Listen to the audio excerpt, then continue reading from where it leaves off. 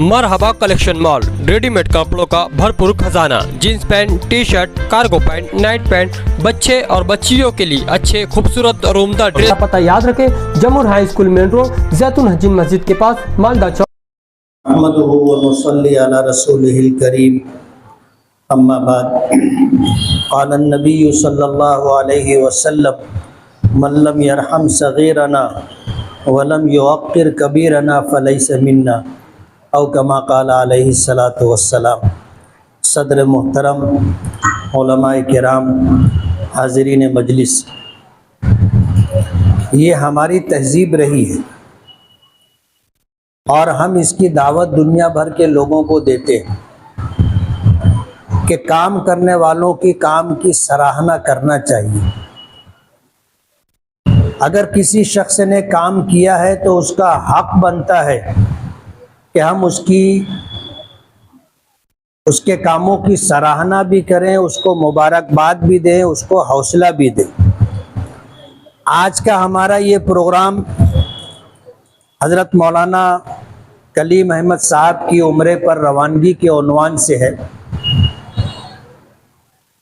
मौलाना कलीम अहमद साहब मदरसा इस्लामिया में 28 साल से दर्स व तदरीस के साथ बच्चों की इमामत का काम फरीज़ा भी अंजाम दे रहे हैं। इमामत कोई मामूली बात नहीं है। इमामत वो अमल है जो हज़रात अंबिया किराम अलैहिमुस्सलातु वस्सलाम की ज़िम्मेदारी रही, और जब तक अंबिया किराम अलैहिमुस्सलातु वस्सलाम मौजूद रहे, उनकी मौजूदगी में इमामत कोई और नहीं कर सकता, इल्ला ये कि नबी ने किसी को हुक्म दिया हो इमामत करने के लिए।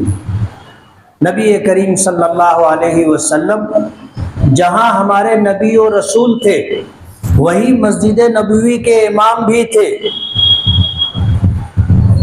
और हमेशा नबी करीम सल्लल्लाहु अलैहि वसल्लम ने इमामत की।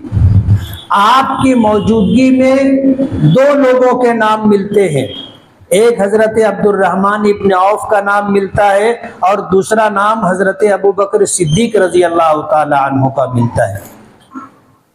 पूरी मदनी ज़िंदगी में इन्हीं लोगों ने मस्जिद नबवी में नमाज किसी वक्त पढ़ाई।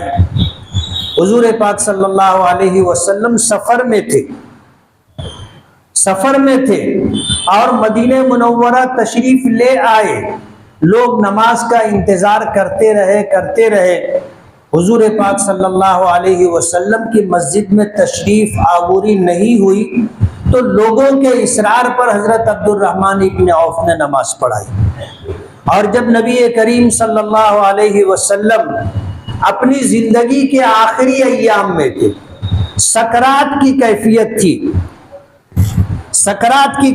थी, उस ज़माने में भी आप उम्महातुल मोमिनीन के यहाँ अपनी बारी के मुताबिक वक्त गुजार रहे थे, लेकिन आपकी मंशा और चाहत ये थी कि मेरे ये बीमारी के दिन हज़रत आयशा सिद्दीक़ा रज़ी अल्लाह ताला अन्हा के हुजरे में उनके साथ गुजरे। बार बार आप पूछते थे कि कल मुझे कहाँ रहना है, कल किसकी बारी है।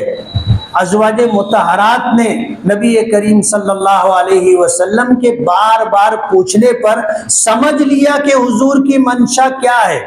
तमाम अज़वाजे मुतहरात ने हुजूर को इजाज़त दी कि अल्लाह के रसूल आप जहां अपनी बीमारी के दिन गुजारना चाहें गुजारे। हज़रत आयशा रज़ी अल्लाह ताला अन्हा के हुजरे में बीमारी के ये दिन नबी करीम सल्लल्लाहु अलैहि वसल्लम गुजारते रहे, जब तक आपके कदमों में सकत रही और इतनी भी ताकत रही कि आप बीमारी के दिनों में मस्जिद तशरीफ ला सके, तो आप ही ने इमामत की। लेकिन एक वक्त वो भी आया कि कदमों ने साथ छोड़ दिया, इतनी ताकत नहीं रही कि आप उठ करके आते और आ करके लोगों को नमाज पढ़ाते। आपने बिस्तरे मर्ग पर रहते हुए आपने ये बात फरमाई, मुरू अबा बकरिन फलयुसल्ली बिन्नास, कि अबू बकर को हुक्म दो कि वो मेरी गमज़दा उम्मत को नमाज पढ़ाएं। حضرت عائشہ رضی اللہ تعالی عنہا فرماتی ہیں کہ میں نہیں چاہتی تھی کہ میرے والد امامت کریں. حضرت حفصہ کو آمادہ کیا کہ تم نبی کریم صلی اللہ علیہ وسلم سے عرض کرو کہ عمر نماز پڑھائیں. حضرت عمر نماز پڑھائیں. کسی نے کہا تو حضور نے فرمایا مرو ابا بکر فلیصلی بالناس، کہ ابو بکر کو حکم دو کہ وہ میری غمزدہ امت کو نماز پڑھائیں. اور ایک جملہ حضور نے اور بھی فرمایا. تو حضرت ابو بکر نے حضور کی حیات میں اور سکرات کی جو کیفیت تھی ان دنوں میں کئی نمازیں مسلسل پڑھائی. ورنہ امامت مقام نبوت ہے. اگر نبی موجود ہے تو اس مصلی پر کسی اور کو کھڑے ہونے کا حق نہیں. اور امام پوری مسجد کے نمازیوں کا ذمہ دار ہوتا ہے. حدیث پاک میں آتا ہے حضور نے فرمایا الامام ضامن، کہ امام پوری مسجد کے نمازیوں کا ضامن ہے، ذمہ دار ہے. والمؤذن مؤتمن، اور مؤذن امانت دار ہے. پہلے زمانے میں اذان دینے کے لیے اوپر چڑھنا پڑتا تھا. بغیر مائک کے اذان ہوتی تھی، مؤذنین اوپر چڑھتے تھے. اب ظاہر بات ہے اوپر جانے کے بعد کسی کے گھر میں کسی کے صحن میں نظر پڑ سکتی ہے. دوسروں کی مائیں اور بہنیں اگر گھر کے صحن میں ہوں اور مؤذن اوپر چڑھ جائے تو اس کی نظر پڑ سکتی ہے. حضور نے فرمایا کہ مؤذن امانت دار ہے. 28 سال کی امامت کوئی معمولی خدمت نہیں ہے. اچھا ان کا کوئی نائب بھی نہیں.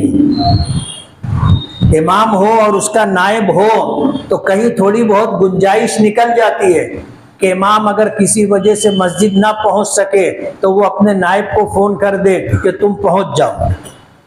ان کا کوئی نائب بھی نہیں تھا. یہ 28 سال سے پابندی سے بچوں کو 5 وقت کی نماز پڑھا رہے ہیں. اب مجھے کسی بتانے والے نے بتایا کہ مدرسے کی طرف سے ان کو ماہانہ تنخواہ اس کی 500 روپیہ دی جاتی تھی. ابھی 1000 ہوئی ہے. ابھی 1000 ہوئی ہے. آپ سوچو تو صحیح، ہم اپنے امام کو کیا دے رہے ہیں. میں تو اپنے مجلس ابنائے قدیم کے تمام ان حضرات کو جنہوں نے ان کو عمرے پر بھیجنے کا پروگرام ترتیب دیا بہت بہت مبارکباد دیتا ہوں. ہمارے شہر میں کم سے کم یہ سلسلہ تو شروع ہوا کہ اس لائن سے بھی لوگوں کا استقبال ہونا چاہیے اور اس لائن سے بھی لوگوں کی حوصلہ افزائی کہو اور کچھ خدمت ہونی چاہیے.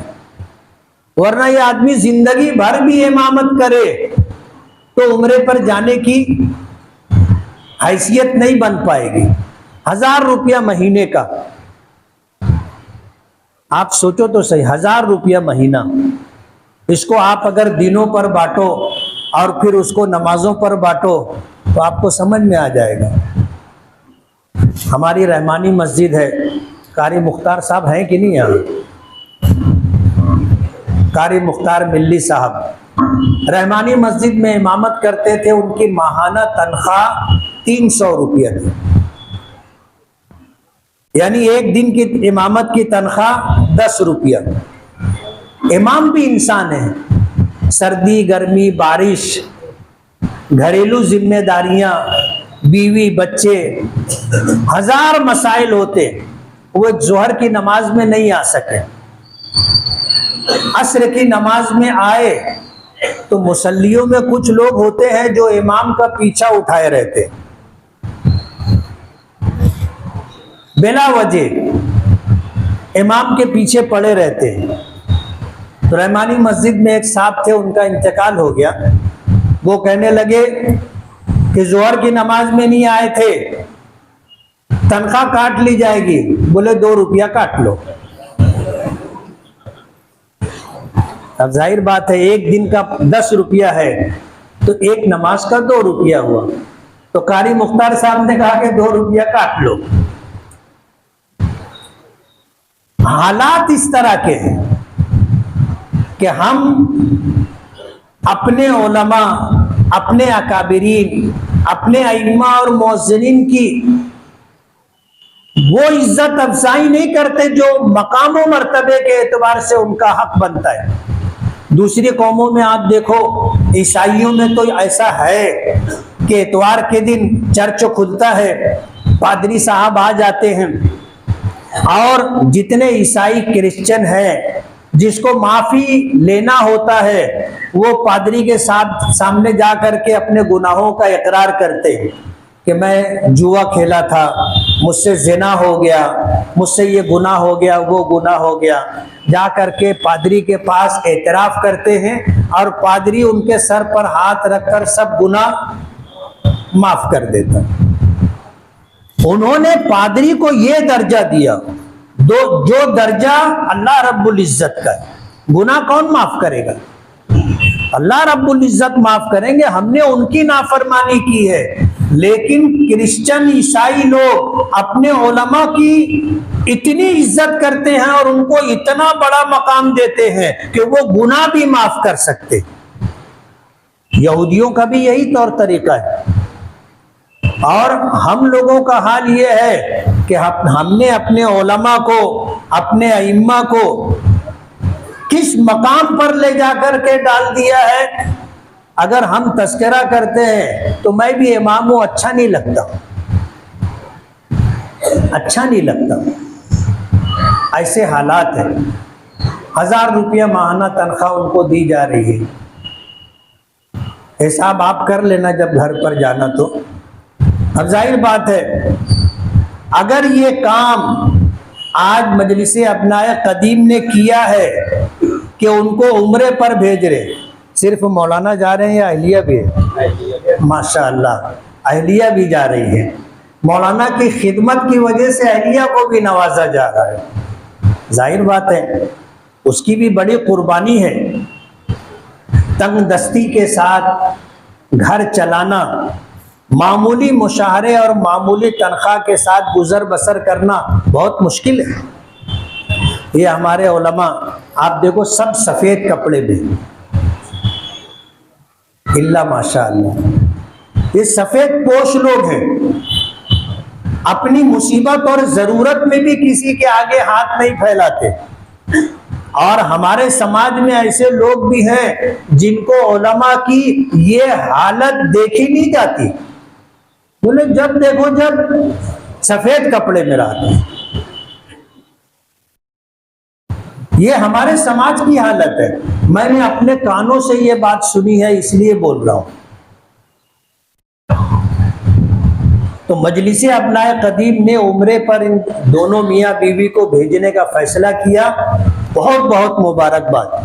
کہتے ہیں نا کہ چراغ سے چراغ جلتا ہے، آپ کے اس عمل کی وجہ سے لوگوں کو ترغیب ہوگی اور لوگ بھی انشاءاللہ علماء کی اس طرح کی خدمت کو قدر کی نگاہوں سے دیکھیں گے اور اس کے لیے کچھ نہ کچھ اس طرح کا پروگرام بنائیں گے۔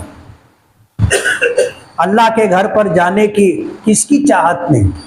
غریب سے غریب آدمی اگر دل میں ایمان ہے تو اس کی چاہت یہ ہوتی ہے کہ اللہ تعالیٰ اپنا گھر اور اپنے محبوب نبی کا در دکھا دے۔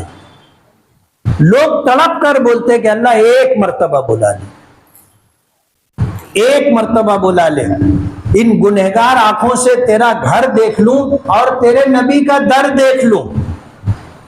ہر ایمان والے کی تمنا ہوتی ہے۔ میں سفر حج پہ جا رہا تھا، حضرت مولانا یاسین ملی رحمت اللہ علیہ ہمارے دارالعلوم دیوبند دارالعلوم محمدیہ کے استاذ تھے۔ وہ آئے، بولے میں ایک نظم لکھ کے آیا ہوں، پڑھنا چاہتا ہوں۔ میں نے کہا کہاں یہ سب لے کے آئے؟ بارات نکلتی ہے تو صحرا پڑھنا، اب حاجی حج پہ جانے لگا تو نظم پڑھنا۔ بولے نہیں میں لکھ کے آیا ہوں، میں پڑھوں گا۔ میں نے پڑھ لو۔ ان کا ایک شعر آج تک میں بھولا نہیں، اور میں ان کے لیے دعا کرتا تھا کہ اللہ تعالیٰ ان کو حج کی سعادت عطا فرمائے۔ جو انہوں نے نظم پڑھی تھی اس میں ایک شعر تھا، کسک آرزو حسرت و غم نہ پوچھو، کسک آرزو حسرت و غم نہ پوچھو، چلے جاتے ہو تم رہ جاتے ہیں ہم۔ میں ان کے لیے دعا کرتا تھا کہ اللہ تعالیٰ ان کو حج کی سعادت عطا فرمائے، اللہ نے ان کو حج کا موقع عطا فرمائے۔ آپ سوچئے، آزاد انور صاحب آپ شاعر ہیں، آپ سمجھ سکتے ہیں، کسک آرزو حسرت و غم نہ پوچھو، چلے جاتے ہو تم رہ جاتے ہیں ہم۔ ہر ایک کی تمنا ہوتی ہے، پتہ نہیں مولانا کلیم صاحب نے بھی اللہ سے مانگا ہوگا، اللہ سے مانگا ہوگا، اور اللہ نے ان کے ساتھیوں کے دلوں میں یہ بات ڈال دی کہ ایسا پروگرام بنانا چاہیے، اور پھر کچھ لوگوں نے مل کر کے اپنے طور پر یہ انتظام کیا، اور آج اگلے ہفتے میں اتوار کے دن مولانا کی روانگی ہے۔ آپ نے ان کے عمرے کا انتظام تو کر دیا، خرچہ بھی لگتا ہے،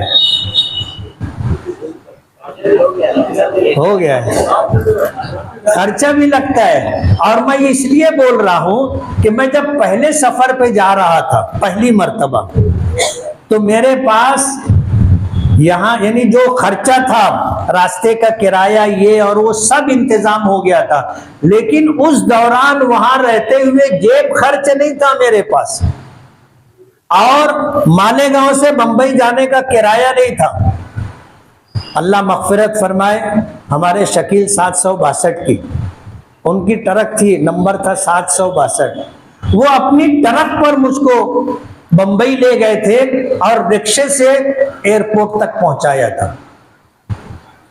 اس لیے مجھے احساس ہے کہ اب یہ جا تو رہے ہیں، جو 15-20 دن وہاں رہیں گے خرچہ بھی لگے گا۔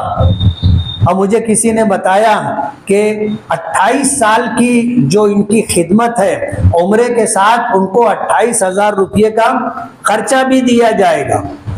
بہت بہت مبارکباد۔ مالیگاؤں شہر میں یہ سلسلہ شروع ہونا چاہیے۔ حج کے مسائل میں آتا ہے کہ آدمی جب حج بدل کروائے تو حج بدل میں کسی عالم کو اور ایسے شخص کو حج بدل کے لیے بھیجنا چاہیے کہ وہ عالم اپنا حج کر چکا۔ ہمارے ہاں کوئی بھیجتا نہیں، خود ہی چلے جاتے ہیں۔ علماء کو بھیجنا چاہیے، ائمہ کو بھیجنا چاہیے۔ دوسرے بڑے شہروں میں یہ رواج ہے کہ لوگ حج بدل کے لیے علماء کو، ائمہ کو بھیجتے ہیں۔ اس لیے یہ سلسلہ ہمارے یہاں شروع ہوا ہے، اور مختلف شکلوں میں یہ سلسلہ آگے بڑھنا چاہیے۔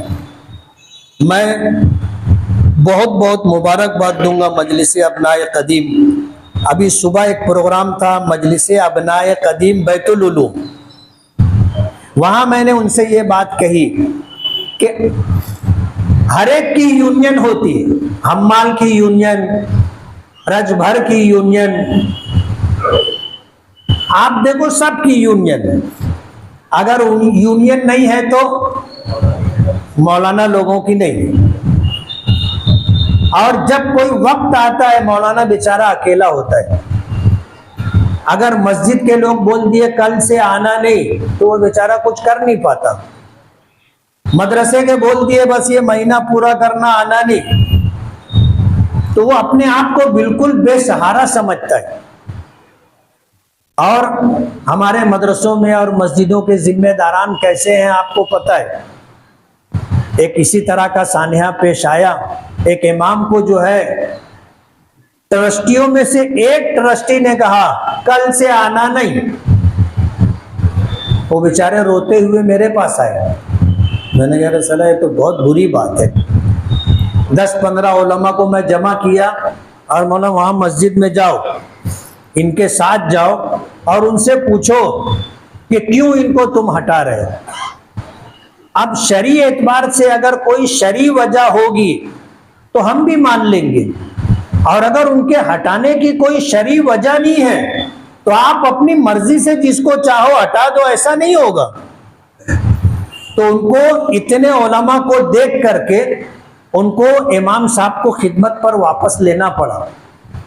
تو میں نے صبح بیت العلوم کے پروگرام میں یہ بات کہی کہ یونین بناؤ، علماء کی یونین بناؤ، اماموں کی یونین بناؤ. ہم کسی کے ساتھ زیادتی نہیں کرنا چاہتے، لیکن ظلم سہنا بھی اور ظلم برداشت کرنا بھی غلط ہے. آج اس موقع پر مولانا جا رہے ہیں، اللہ ان کا سفر آسان کرے اور قبول فرمائے. اور میں مجلس ابنائے قدیم اور اسی طرح دیگر جو مدارس میں ابنائے قدیم کی تنظیم ہے ان سے یہ گزارش کروں گا کہ اپنی خدمت کا دائرہ تھوڑا بڑا کریں. بیت العلوم کے لوگوں نے ہر ایک کے ذمے ایک رقم طے کی کہ ماہانہ ہم 50 روپیہ اس تنظیم کو دیں. وجہ اس کی یہ ہے کہ ہمارے جو ائمہ ہیں، علماء ہیں، اگر کبھی ان پر کوئی برا وقت آیا تو ان کو کسی کے سامنے ہاتھ نہ پھیلانا پڑے. ہمارے پاس جو پیسہ جمع ہوگا ہم اس سے ان کا تعاون کریں گے. تو یہ شکل ہونی چاہیے. یہ جو پروگرام سامنے آیا اس پروگرام کو بھی ہم کو آگے بڑھانا چاہیے. میں سب سے پہلے اس لیے کھڑا ہو گیا کہ میری ایک میٹنگ، کچھ باہر کے لوگ آئے ہیں، ان کے ساتھ میٹنگ ہے، اس لیے میں نے گزارش کی تھی کہ میں آؤں گا، مجھے آپ جلدی چھٹی دے دینا تاکہ آپ کی بھی پروگرام، آپ کے پروگرام میں میری شرکت بھی ہو جائے اور میرا کام بھی ہو جائے، رکے نہ. میں بہت بہت شکر گزار ہوں منتظمین پروگرام کا کہ انہوں نے میری گزارش قبول کر لی اور مجھے کہنے کا موقع دیا. اللہ تعالیٰ آپ لوگوں کی اس نیکی کو قبول فرمائے. اصل چیز قبولیت ہے، اصل چیز قبولیت ہے. حضرت ابراہیم علیہ نبینا علیہ السلام نے جب بیت اللہ کی بنیاد رکھی تھی تو اللہ سے دعا کی تھی، ربنا تقبل منا انک انت السمیع العلیم وَأَرِنَا مَنَاسِكَنَا وَتُبْ عَلَيْنَا إِنَّكَ أَنْتَ التَّوَّابُ الرَّحِيمُ. کہ ہمارے پروردگار ہم سے یہ نیکی قبول فرما لے اور ہمیں حج کرنے کا طور طریقہ سکھا دے اور ہماری توبہ قبول کر لے. بے شک آپ بہت توبہ قبول کرنے والے ہیں اور بہت مہربان ہیں. تو اصل چیز قبولیت ہے، اصل چیز قبولیت ہے. عمل چھوٹا ہو، عمل بڑا ہو، اگر اللہ کی بارگاہ میں قبول ہو گیا تو نجات ہے، ورنہ وہ عمل منہ پر مار دیا جاتا ہے. اللہ بے نیاز ہے. اس لیے دعا ہے کہ اللہ تعالیٰ آپ کے اس عمل کو شرف قبولیت عطا فرمائے اور جن امیدوں کے ساتھ، توقعات کے ساتھ آپ نے یہ فیصلہ لیا ہے، اللہ تعالیٰ اپنے فضل و کرم سے اسے پورا فرما دیں. وآخر دعوانا الحمد للہ رب العالمین.